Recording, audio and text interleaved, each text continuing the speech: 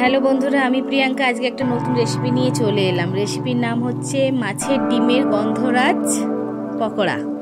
চলুন রেসিপি শুরু করা যাক। প্রথমে মাছের ডিমগুলোকে ধুয়ে আমি পরিমাণ মতন বেসন দিয়ে দিলাম। তারপরে একে একে চালের গুঁড়ো,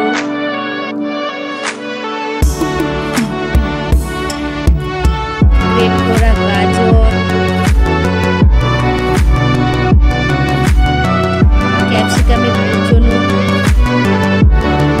কাঁচা লঙ্কা কুচো, রসুনের কুচি, গন্ধরাজ লেবু সবুজ অংশ একটুখানি দিয়ে দিলাম যাতে গন্ধটা খুব ভালো আসে।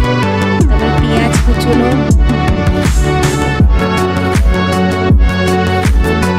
গন্ধরাজ লেবু রস,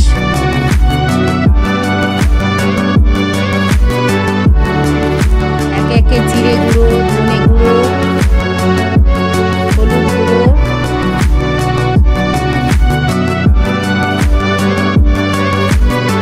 লাল লঙ্কার গুঁড়ো,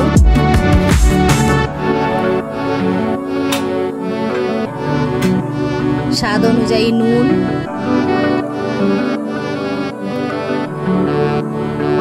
দিয়ে ভালো করে মেখে কড়াইতে সাদা তেল দিয়ে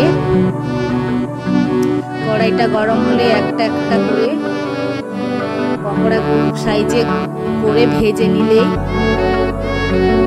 লাল লাল করে ভেজে নিলেই রেডি হয়ে যাবে গন্ধরাজ মাছের ডিমের পকোড়া। আপনারা ভাতের সঙ্গে বা টিফিনের স্ন্যাক্স হিসাবে খেয়ে দেখবেন, খুব মজাদার একটা রেসিপি।